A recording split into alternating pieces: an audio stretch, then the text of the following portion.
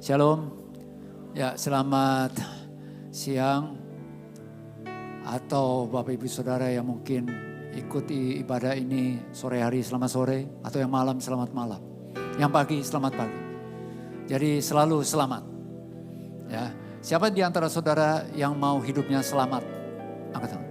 Ya, sekalipun nama kita bukan Pak Selamat. Tetapi yang penting kita punya jaminan keselamatan. Keselamatan hanya ada di dalam satu pribadi, yaitu Yesus Kristus. Tidak ada nama lain di kolong langit ini yang di dalamnya kita beroleh selamat. Hanya di dalam nama Tuhan Yesus Kristus. Jadi kalau saudara dan saya percaya kepada Tuhan Yesus Kristus, saudara dan saya telah menerima keselamatan. Oke? Keselamatan itu abadi. Dan keselamatan itu yes benar, itu sebuah paket. Di dalamnya ada tuh yang namanya damai sejahtera, sukacita. Dan mengenai kebutuhan kehidupan sehari-hari pasti Tuhan sediakan. Yang penting bagiannya kita adalah tetap setia sama Tuhan. Setia sama hukum-hukumnya Tuhan, perintahnya Tuhan, firman Tuhan. Kita setia saja. Kita lebih mempercayai apa kata Tuhan ketimbang apa kata manusia. Apalagi kata dunia. Boleh saja beberapa orang, juga ada banyak orang meragukan atau memprediksi. Bahkan mulai tahun ini kan, sudah terjadi resesi dan sebagainya. Krisis, tahun depan akan lebih baik lagi, katanya gelap. Saudara, biar kita hari-hari ini semakin banyak kita mendengarkan dan istilahnya makan firman Tuhan. Katakan sama-sama makan firman Tuhan. Ya, kenapa? Hanya firman Tuhanlah yang membuat kita tetap semangat dalam menjalani hari-hari hidup kita. Oke? Nah saudara, kita perlu setia dan setia dan setia dalam hari-hari hidup kita. Bukannya saja setia terhadap keluarga, tapi basicnya adalah setia sama Tuhan. Kenapa sih kita harus setia? Nah saudara, inilah dasar yang kita perlu pegang dan kita jadikan ini pegangan hidup kita selama-lamanya. Yaitu firman Allah. Ya. Nah, saudara, dari dalam sebuah kitab yang ditulis oleh seorang anak Tuhan dalam kondisi menderita. Dia menangis ketika menulis kitab ini. Itu sebabnya judul kitab ini juga beda dengan yang lain. Kalau Injil ada yang namanya Matius, Markus, Lukas, Yohanes, itu berdasarkan nama yang menulisnya. Ya. Kalau Korintus, Efesus, Galatia, Tesalonika itu menurut nama kotanya. Di mana surat dari seorang rasul yang namanya Rasul Paulus dikirimkan ke kota itu. Buat jemaat di situ. Tetapi kalau itu sudah ditulis dan dibukukan, Alkitab berarti buat setiap orang. Buat saudara dan saya. Jadi firman Tuhan ini buat setiap orang. Katakan firman Tuhan buat setiap orang. Ya, buat saudara dan saya. Nah, firman Tuhan adalah pedoman hidup kita. Satu-satunya yang dapat dipercaya. Satu-satunya pedoman hidup saudara dan saya yang dapat dipercaya hanya firman Allah. Hanya yang akurat adalah firman Allah. Ada seorang hamba Tuhan yang dipakai Tuhan luar biasa pada zamannya. Dia telah membangkitkan orang mati kurang lebih sekitar 16 orang. Ya, kalau menyembuhkan orang sakit, terutama orang-orang sakit-sakit berat. Cancer, tumor, apalagi itu. Pokoknya yang berat-berat gitu. Memang unik. Ya. Tapi memang khusus dia. Caranya gitu loh. Ya dorongan Roh Kudus. Dia tadinya seorang yang tidak berpendidikan. Bahkan dikatakan dia sebenarnya buta huruf. Buta huruf. Ya, buta huruf. Tetapi ketika dia menikah dan dia diajar, belajar dan diajar oleh istrinya. Nulis, baca. Cuman karena usianya sudah dewasa ya terbatas untuk menyerapkan begitu. Tapi ketika dia ketemu Tuhan artinya jumpa pribadi terus mengalami pertumbuhan luar biasa. Ya, kehadiran dia dimanapun itu benar-benar hadirat Tuhan terasa. Dia kalau menyembuhkan orang sakit, sakit di mana? Oh ini sakit kanker perut, langsung dipukul. Orangnya tinggi besar, dia seorang pekerja tambang.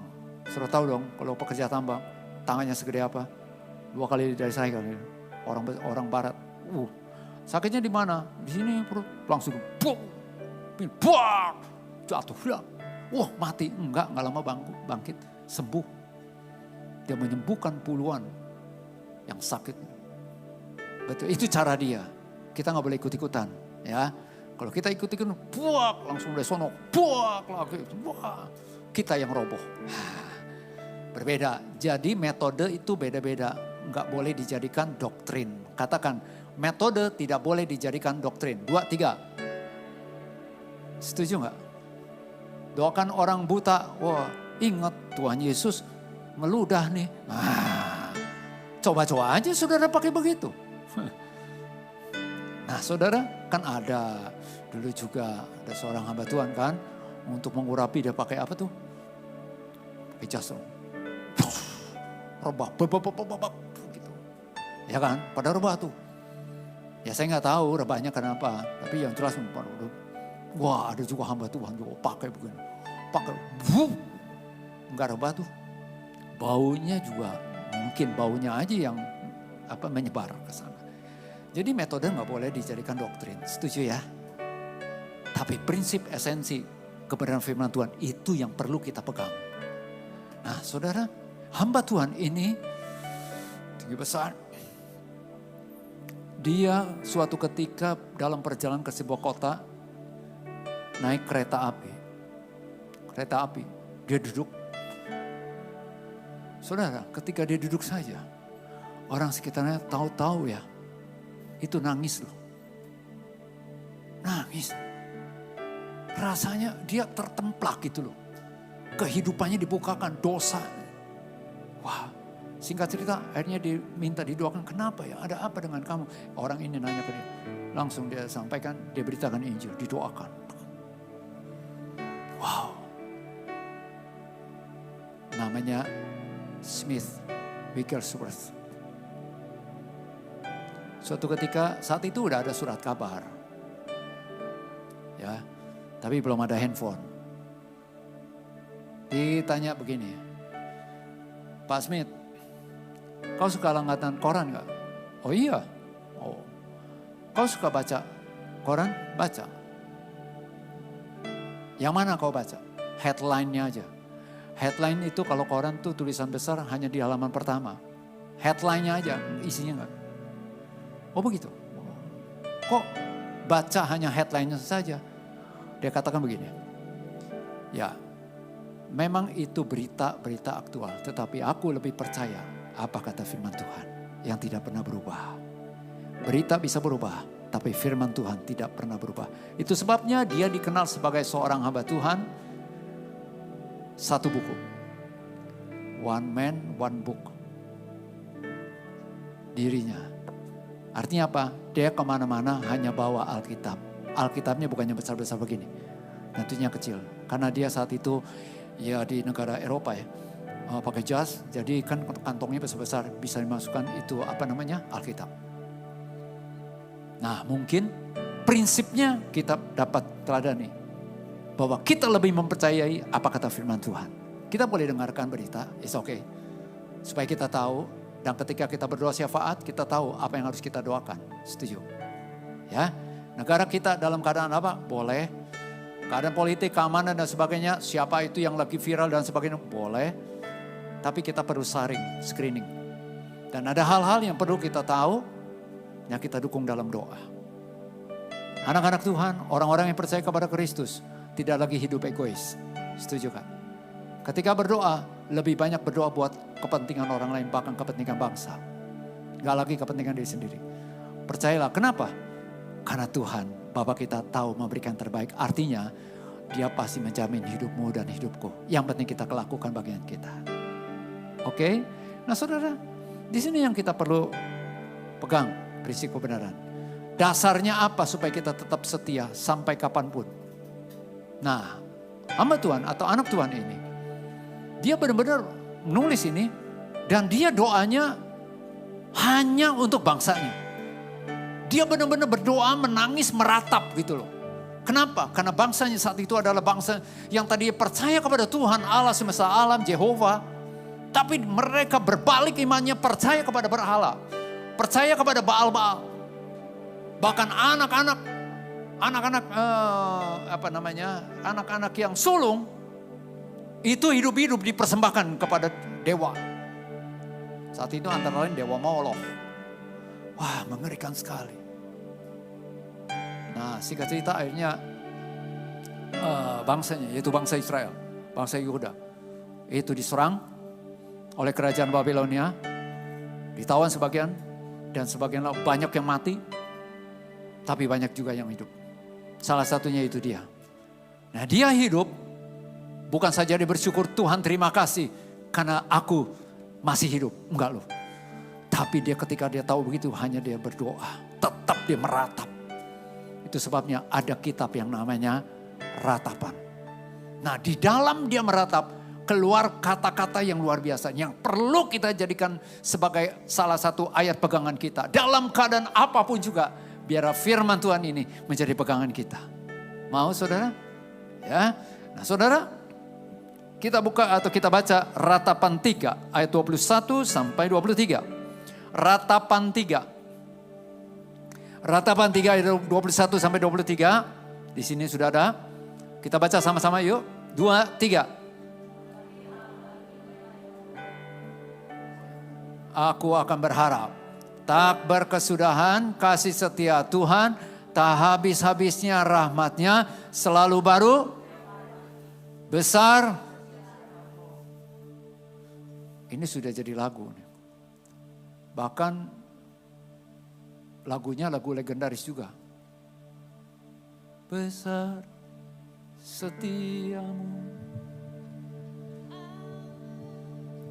Itu udah legendaris banget. Ketika nyanyi pujian itu. Besar. Itu suasana luar biasa. Di salah satu gereja. Hanya nyanyi kata-katanya sederhana. Besar setiamu. Besar setiamu. Suasananya luar biasa. Kata-katanya sederhana, hanya 2 kata. Besar setiamu. Enggak terlalu banyak kata-kata yang mohon maaf ya. Yang ngejelimet, yang susah dihafal. Jadi it's okay kalau ada lagu begitu. Tapi yang terutama biar pujian, nyanyian, benar-benar nyanyian rohani, kita naikkan benar-benar ke Tuhan. Nah, saudara biarkanlah ayat ini menjadi pegangan hidup kita. Apapun yang terjadi aku mau tetap setia. Kata setia ini artinya berpegang teguh. Dalam bahasa Kamus Besar Bahasa Indonesia, kata setia tuh berkaitan dengan berpegang teguh. Setia pada perjanjian, artinya berpegang teguh pada perjanjian. Apa yang di perjanjian kedua belah pihak, itu setia. Ya, kalau kita katakan mau setia sama Tuhan, artinya setia pada firman Tuhan loh. Setia pada janjinya Tuhan. Nah, kita akan lihat paling tidak ada 3 hal ya, yang membuat kita mampu untuk kita tetap setia. Dalam keadaan apapun juga. Dimulai dari kehidupan berumah tangga, di dalam keluarga. Bermasyarakat, dalam dunia pendidikan, juga di bisnis, pelayanan, dan sebagainya. Yang pertama, di sini ada kata yang namanya kasih setia Tuhan. Katakan kasih setia Tuhan. Betul nggak? Tolong boleh mulai munculkan lagi ayat tadi. Yang pertama, kasih setia Tuhan. Yang kedua, rahmat Tuhan. Yang ketiga, kesetiaan Tuhan. Boleh sama-sama katakan yang pertama apa? Kedua? Ketiga? Saya waktu persiapan ini, Tuhan apa ya? Bukan hanya menegur saya tetapi juga meneguhkan saya, menghibur saya. Sampai saya nangis sendiri. Ketika saya baca dan saya belajar ngulik untuk cari tahu pengertiannya. Ya. Karena memang saya sudah tahu nih ini ayat. Kan ada lagunya juga. tiada berkesudahan. Kasih setiamu Tuhan, selalu baru rahmat-Mu. Terus, hari berganti hari, tetap kulihat kasih-Mu. Terus, di hidupku, selanjutnya apa? Tuhan Yesus baik. Oh, stop. Karena bukan lagi pujian, ini selingan. Tapi supaya kita ingat, jadi lagu itu diciptakan memang dasarnya ini. Saudara, kasih setia Tuhan. Apa ya? Juga di dalam masa-masa pandemik juga, kasih setia Tuhan tidak berkesudahan. Nyatanya apa? Ya nyatanya simpel aja, saudara dan saya masih ada. Keluarga kita masih ada. Amin. Ada yang kena COVID, ada. Tapi sembuh toh. Sembuh. Saya juga beberapa waktu lalu juga kena COVID. Ya sudah. Ya katanya dibawa santai, udah dibawa santai. Tapi sementara santai juga saya juga doa dan juga saya lakukan kewajiban saya. Oh kasih setia Tuhan kan menyertai istri dan anak saya. Waktu saya kena COVID, udah nggak apa-apa dong. Ya udah buka aja, kan kasih setia Tuhan menyertai istri anak saya. Pasti dilindungi. Enggak juga begitu. Saya lakukan bagiannya saya. Kamar saya cuma 1. 2 sih. Yang 1 akhirnya jadi gudang. 1 aja kita. Tapi dibatasi ya. Nah saudara, ketika saya kena COVID, ya saya isoman. Isomannya nggak keluar rumah. Tapi tetap di rumah. Ya mau keluar rumah di mana kan? Mau di pinggir jalan. Disamperin sama satpam lagi kan. Nah saudara, saya langsung ya keluar di ruang tamu. Ya ruang tamu juga depan kamar. Begitu. Nggak ada kasur, adanya itu loh, apa sih? Kursi ya bilang kursi malas deh ya. Kursi malas itu. Membuat orang kalau di situ jadi malas. Enggak juga. Tapi itu ya udah saya pakai untuk tidur. Tidur situ iya. Kalau istri anak saya masuk kamar, waktu tidur ya saya buka. Tapi ketika udah waktunya pagi, sepanjang hari saya tuh pakai masker terus. Ketika ngomong ini sedapat mungkin saya nggak berhadapan. Kenapa? Supaya nggak tertular. Oh kan kasih setia Tuhan menyertai. Halo, Tuhan kasih hikmat kali. Puji Tuhan. Saya kalau ngomong, ya ada kalanya pakai bahasa isyarat. Tanya aja sama Febri. Kadang-kadang Febri, ya udah papi ngomong aja apa sih? Begitu. Enggak apa-apa, saya pakai bahasa isyarat dan sebagainya. Puji Tuhan sampai saya sembuh, mereka enggak kena. Betul lah. Nah, itu kasih setia Tuhan. Yes. Saya lakukan bagian saya. Dan kasih setia Tuhan menyertai saya. Menyertai istri anak saya. Saya sembuh. Enggak lama memang istri saya kena. Terus anak saya juga kena. Ya sudah, kasih setia Tuhan tetap menyertai kami. Kasih setia Tuhan menyertai saudara. Amin.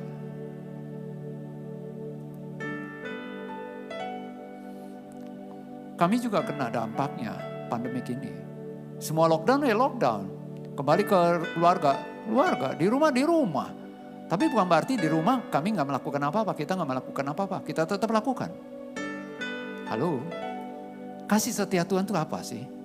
Ternyata kasih setia Tuhan itu, kasih setia, arti bahasa aslinya ya, saya ngulik, itu punya pengertian adalah,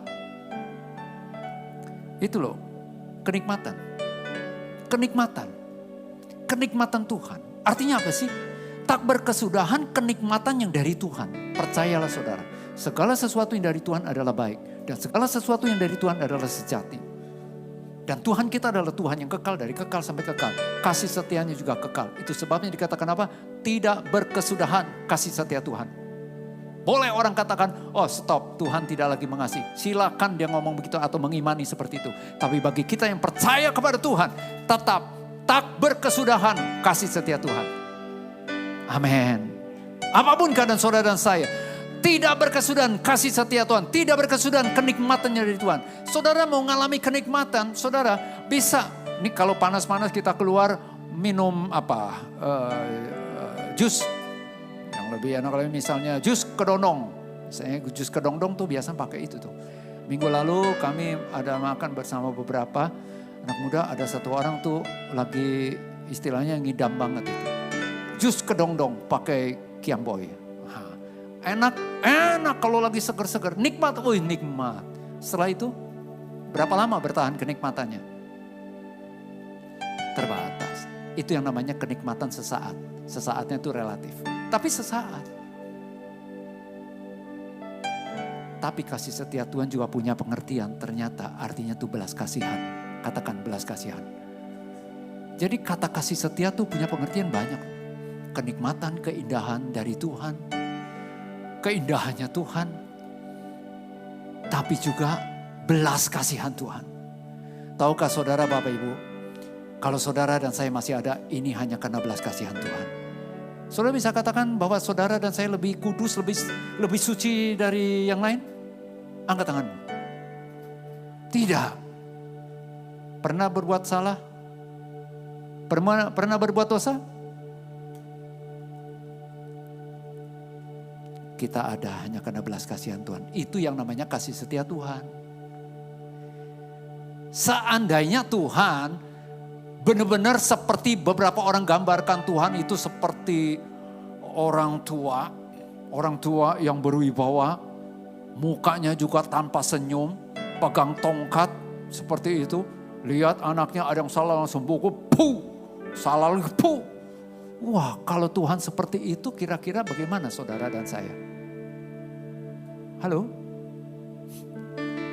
Hancur loh, gak karuan, setuju gak? Oh, Tuhan apakah penuh kasih? Yes, tapi Tuhan juga adil, maha adil. Bahkan Alkitab, nanti saudara cari ya ayat. Tuhan murka itu enggak lama, sesaat saja. Tapi yang langgeng adalah kasih setia Tuhan. Tuhan izinkan sesuatu yang tidak mengenakan terjadi dalam kehidupan kita. Tujuannya adalah supaya kita semakin mengandalkan Tuhan, semakin bulat hati kita percaya kepada Tuhan. Saudara tahu percaya bahwa hidup kita di dunia ini sementara. Yang percaya angkat tangan dong. Betul, gak selamanya men. Ada waktunya loh, kita harus check out. Cuma masalahnya kita gak tahu tanggalnya, jamnya. Setuju ya? Kan gak tahu nomor antrian kita berapa. Tapi pasti loh, yang muda bisa lebih dulu dari yang lebih tua. Yang tua bisa lebih dulu yang muda. Kita gak perlu cari-cari tahu kapan tanggal antrian kita. Tapi yang pasti biar kita hidup mempercayai Tuhan, semakin hari semakin kuat iman kita kepada Tuhan. Kenapa? Kasih setia Tuhan tidak berkesudahan. Arti tidak berkesudahan artinya tidak berhenti. Katakan tidak berhenti. Itu kasih setia Tuhan. Buat siapa? Buat siapa? Kasih setia Tuhan buat semua orang. Semua manusia berhak untuk mengalami dan menikmati kasih setia Tuhan. Kalau saya boleh tambahkan, arti kasih setia Tuhan itu adalah kepuasannya dari Tuhan. Katakan kepuasan. Kita mau mencari kepuasan di mana? Melalui apa? Silakan saja. Tadi pagi saya sudah singgung beberapa. Melalui makan, melalui belanja, melalui ke mall, kita rekreasi, pergi ke kota A, kota B, kota-kota wisata, tempat-tempat wisata, ke negeri A, B, C dan sebagainya. Kita melakukan hobi untuk memuaskan kita kah? Kita bekerja sampai dikatakan workaholic. Termasuk kita pelayanan. Mencapai kepuasan kita? No. Termasuk pernikahan loh. Ya, saudara, kepuasan sejati hanya ada di dalam Yesus Kristus Tuhan. Nah ketika kita percaya, terima dia sebagai Tuhan Selamat pribadi.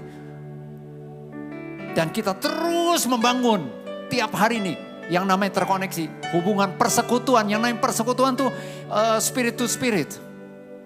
Bukan hanya tubuh saja, tapi terutama hati, roh kita. Kita terkoneksi terus, tiap hari. Selagi masih dapat dikatakan hari ini, hari itu belah. Kita belajar hubungan dengan Tuhan. Kita belajar memuji, kita menyembah. Mungkin gak pakai not-not seperti ini. Kalau memang di rumah ada alat musik silakan saja. Tapi kita bisa terkoneksi hubungan pribadi dengan Tuhan. Nah itu yang menjaga kepuasan kita. Kita bekerja bukan untuk memuaskan kita. Kita bekerja supaya kita jadi contoh teladan dan kita menuruti firman Tuhan dan kita menjadi berkat. Amin. Kita melayani karena saudara dan saya telah dipuaskan Tuhan. Kita mengagungkan, kita memuliakan Tuhan, membesarkan nama Tuhan. Oke, itu yang pertama. Yang kedua, rahmat Tuhan. Apa arti rahmat Tuhan? Tadi pagi saya sudah sampaikan juga bahwa kata rahmat itu artinya janin, seperti perempuan rahim. Rahmat itu rahim. Jadi di dalam pengertiannya begini, rahmat Tuhan tak pernah habis-habisnya rahmatnya. Artinya apa?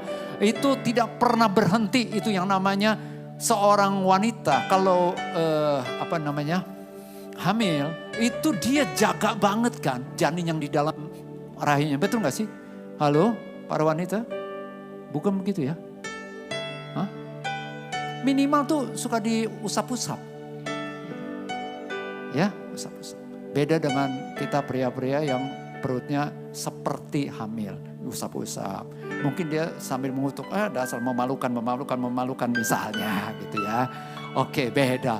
Nah, nggak ada loh perempuan atau seorang ibu ketika anaknya ini lagi nendang-nendang, sakit nak, aduh dasar lu nak ya, dasar lu, dikutuk nggak ada. Saya nggak pernah lihat. Sebaliknya ditendang sini, aduh nak sakit nak, diusap-usap lagi. Terus waktunya dikasih makan, beri makan yang berkualitas. Dijaga supaya bertumbuh dengan baik. Itulah Tuhanmu dan Tuhanku. Dia menjagamu dan menjagaku. Dia menghargaimu dan menghargaiku. Gak ada seorang ibu yang normal. Dia menyanyiakan bayi ya, apa sih? Kalau keluar kan udah jadi bayi, kalau masih dalam kandungan, janinnya itu disia-siakan. Saya saksikan aja istri saya pada waktu hamil itu, Febri. Baru mulai ketahuan saja plus itu dijaga banget. Ngalami patah kaki iya pada saat itu, pada saat hamil. Terus bagaimana? Ya udah, enggak dikutuk-kutuk tuh Febri. Enggak. Nah saudara, kasih setia Tuhan menyertai kami. Sehingga Febri boleh lahir dengan normal. Enggak sesar. Lengkap. Ya sempurna semuanya. Ya saudara percayalah bahwa kasih setia Tuhan, rahmat Tuhan tidak pernah habis-habisnya. Percaya bahwa saudara juga disayang Tuhan. Berapa banyak di antara saudara yang percaya bahwa engkau disayang Tuhan. Saudara percaya kasih sayang Tuhan tidak akan pernah berhenti. Sekalipun saudara dan saya menyakiti hati dia, tetap dia sayang sama saudara loh. Cuma bahwa ya kalau kita tahu diri ya lah. Kita disayang Tuhan, masa sih kita tega-teganya mengkhianati dia? Itu loh. Tega sih saudara menyakiti hati dia dengan melanggar firman-Nya. Firman Tuhan katakan kasihlah sesamamu. Jangan balas caci maki dengan caci maki. Berkatilah orang yang mencaci maki kamu. Berkatilah musuhmu. Itu kan firman Tuhan. Ketika kita mempraktikkan berarti kita menyakiti hati dia. Simpelnya begitu. Mau menyenangkan hati Tuhan, lakukan firman. Beri kemuliaan bagi nama Tuhan. Seringkali kita sudah terdoktrin. Kalau beri kemuliaan nama Tuhan pasti tepuk tangan. Gak ada di Alkitab dibilang begitu saudara. Saudara kalau baca, saya sedang baca masuk ke Yeskel. Kata Yeskel itu, ketika umat melihat atau Yeskel melihat kemuliaan Tuhan. Itu seperti gambaran kemuliaan Tuhan. Karena gak tahan sebenarnya orang ada di dalam kemuliaan Tuhan. Dia apa yang lalu? Dia jatuh tersungkur sujud menyembah loh. Nah kalau saya punya pengertian antara begini. Kalau kita beri kemuliaan bagi nama Tuhan artinya seluruh hidup kita mentaati firman Allah. Ketika saudara dan saya sedang mentaati firman Allah. Berapapun harganya yang harus kita bayar. Ketika kita mentaati aja. Kita sedang memuliakan Tuhan. Sedang memberi kemuliaan bagi nama Tuhan. Oke. Rahmat Tuhan tak pernah habis-habisnya. Dia begitu sayang sama saudara. Sekalipun sepertinya saudara dan saya gak ada yang menghiraukan. Sepertinya kita berjuang sedih, percayalah. Tuhan ada menyertaimu dan menyertaiku. Yang ketiga, yang terakhir. Yang pertama apa? Kasih setia Tuhan. Yang kedua, rahmat Tuhan.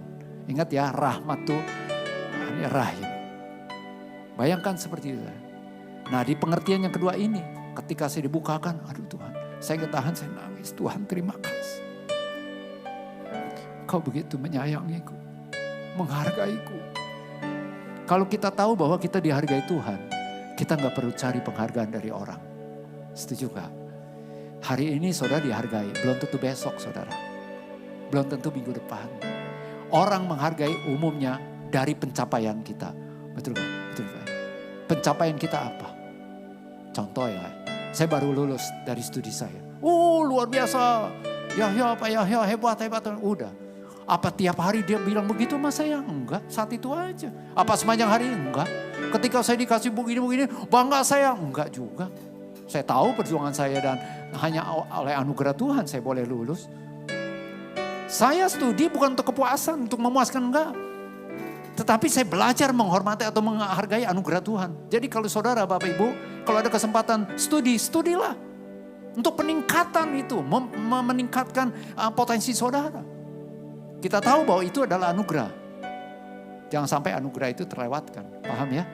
Nah saudara, yuk sama-sama kita menyadari bahwa kita ini, hidup kita ini ditopang oleh kasih setia Tuhan dan rahmat Tuhan. Yang ketiga terakhir, kesetiaan Tuhan. Katakan kesetiaan Tuhan. Kesetiaan Tuhan terhadap apa? Simple, sederhana, tetapi powerful.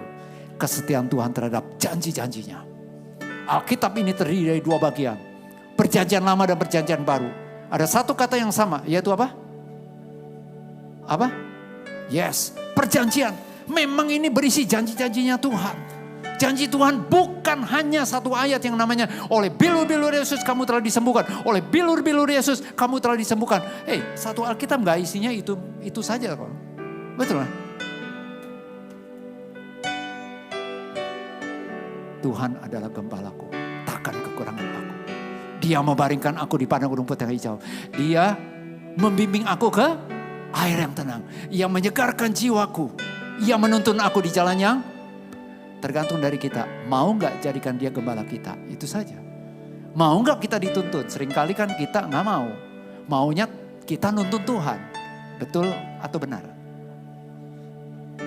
Kita kalau doa coba. Ngatur Tuhan loh, lebih banyak ngatur. Saya juga lagi belajar. Tuhan, saya begini, Tuhan tolong, Tuhan jamah, Tuhan. Ya boleh, saya juga doa begitu. Tapi kembali lagi, semuanya dalam kedaulatannya Tuhan. Tiap pagi, saya ingin supaya saudara mengucapkan, memperkatakan ayat ini. Tuhan terima kasih, tak pernah berkesudahan kasih setiamu kepadaku, kepada keluargaku, kepada suamiku. Buat istriku, buat anak-anakku, buat orang tuaku, buat mertuaku. Amin. Dan terima kasih Tuhan buat rahmat-Mu yang tidak pernah habis-habisnya. Bahkan Tuhan selalu baru setiap pagi. Kata baru itu fresh, segar. Artinya selalu segar, bukan yang kemarin. Bukan yang kemarin lusa, bukan yang basi. Tapi selalu baru. Katakan selalu baru. Tiap pagi ya, kita belajar ya. Tak pernah berkesudahan kasih setiamu, tak pernah habis-habisnya rahmat-Mu. Selalu baru setiap pagi. Besar setiamu Tuhan. Langsung kita belajar tersungkur menyembah Dia. Lakukan itu simpel dengan segenap hati. Yes.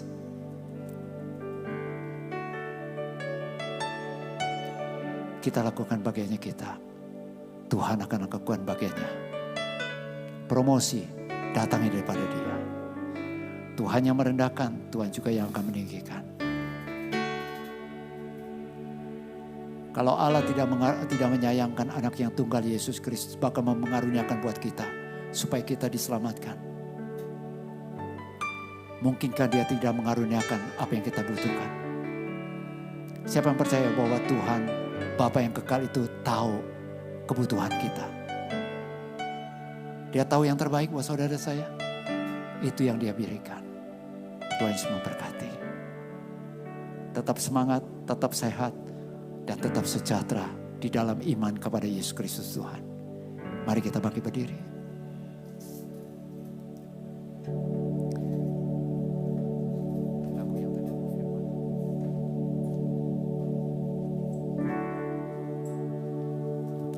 kita nyanyikan kembali pujian tadi ya. Tuhan mendengar seruan doa saudara dan saya. Tangan Tuhan tidak kurang panjang untuk menolong kita. Pendengarannya tidak kurang tajam untuk mendengar doa kita. Tapi yang merupakan pemisah untuk kita tidak mengalami pertolongan, jamahan, bahkan mujizat Tuhan adalah dosa yang belum dibereskan. Bereskan, akui dosa kita. Mungkin kita anggap itu sederhana, sepele lah. Bohong kecil-kecilan. Tapi itu menghalangi kuasa Tuhan bekerja dalam hidupmu dan hidupku. Menghalangi berkat Tuhan atas kita dan keluarga kita. Terbuka di hadapan Tuhan. Dan kita naikkan pujian ini juga. Tuhan mendengar setiap doa kita. Tetapi jawaban ada di tangan Tuhan.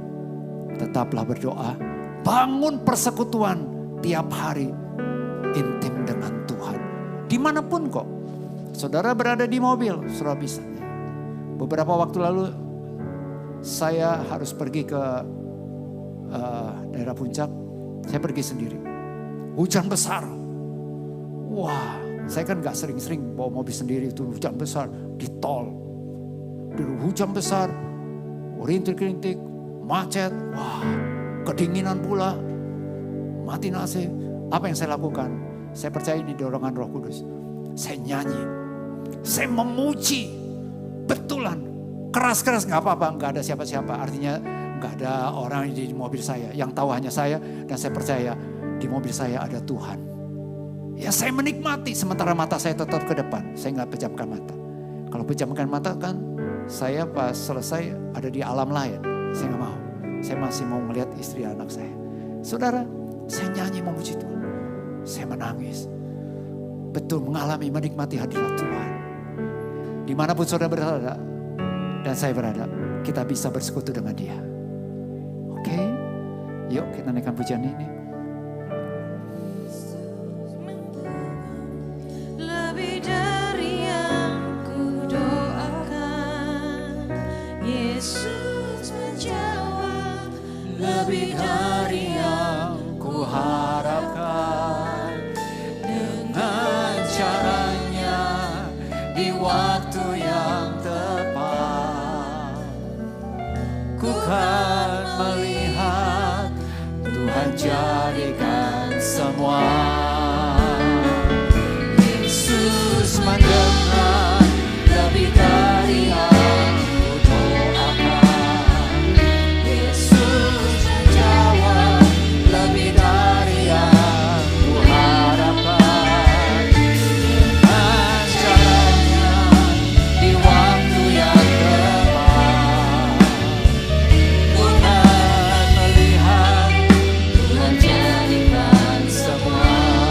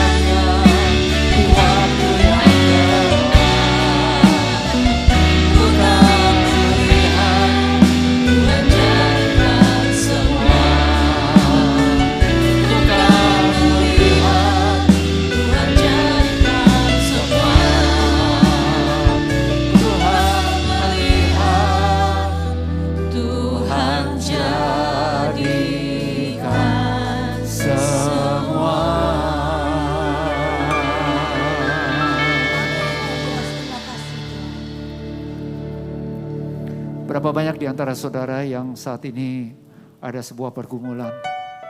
Mungkin saudara sudah berdoa, dan cukup lama sudah berdoa, tapi belum kunjung tiba jawaban itu. Jawabannya seperti saudara harapkan. Dan saudara tahu bahwa itu memang berkenan sama Tuhan. Saudara taruh tangan saudara di dada saudara, saya mau berdoa buat saudara. Bapa Surgawi, dalam nama Tuhan Yesus, kau lihat tangan-tangan yang telah diletakkan di dadanya Tuhan. Engkau mengenal betul mereka satu persatu Tuhan. Saat ini mereka sedang bergumul. Engkau juga Maha tahu Tuhan, seberapa besar kekuatan mereka dan juga kelemahan mereka. Tuhan yang topang mereka, kuatkan mereka. Tuhan tolong Bapa, Engkau yang sanggup membangkitkan iman mereka. Kasih karunia-Mu yang menolong untuk mereka menjalani terus apa yang mereka harus jalani. Mereka lakukan terus apa yang harus mereka lakukan. Mereka kerjakan terus apa yang harus mereka kerjakan. Bukan dengan kekuatan mereka sendiri, tapi kekuatan-Mu Tuhan. Dan kami percaya Tuhan, Engkau selalu bekerja bergerak sesuai dengan agendamu Tuhan. Sesuai dengan rancangan-Mu Tuhan. Dan rancangan-Mu adalah rancangan damai sejahtera. Juga buat mereka semuanya. Rancangan damai sejahtera. Memberikan hari depan yang penuh harapan. Dan Tuhan, Engkau juga bergerak sesuai dengan waktu-Mu Tuhan. Dengan cara-Mu yang ajaib. Di dalam nama Tuhan Yesus. Engkau terima saudara-saudara. Terima kekuatan baru. Terima jalan kemenangan. Terima hikmat yang baru. Semangat yang baru. Dalam nama Tuhan Yesus. Ada di antara saudara yang saat ini sedang sakit secara jasmani. Saudara boleh taruh tangan saudara di dada bagian tubuh saudara yang sakit. Perkatakan firman Tuhan. Dalam nama Yesus Tuhan, Engkau juga tahu ada di antara mereka yang sakit bagian tubuhnya Tuhan. Dan kami deklarasikan di dalam nama Yesus, oleh bilur-bilur Yesus, mereka telah disembuhkan. Terima kasih Bapak, terima kasih. Dalam nama Yesus. Kami berdoa Tuhan, buat Bapak Gembala dan Ibu Gembala kami. Pak Cahya Yoel dan Ibu Nancy. Bersama dengan kedua putranya. Anugerah Tuhan senantiasa menyertai. Memagari keluarga hamba-Mu ini. Pagi, siang, sore, malam, subuh. Anugerah-Mu memagari bagaikan perisai. Diberkatilah dengan berkat-berkat yang daripada Tuhan yang telah Tuhan siapkan. Diberkati juga Wakil Gembala Pak Heri Tio dan istrinya Ibu Meme dan keluarga. Tuhan juga yang menyertai, Tuhan juga yang memberkati. Tuhan yang memelihara mereka. Dan semua kami, para hamba-hamba-Mu yang melayani di gereja lokal ini. Dan juga kami semua umat Tuhan, gereja Tuhan. Ada di dalam pemeliharaan Tuhan yang sempurna. Di dalam penjagaan Tuhan yang sempurna. Terima kasih Bapak. Di dalam nama Tuhan Yesus. Kami berdoa dan kami siap untuk mempraktikkan firman Tuhan. Dengan kekuatan daripada Allah. Dalam nama Yesus kami berdoa dan mengucap syukur. Mari sama-sama kita katakan amin. Puji Tuhan.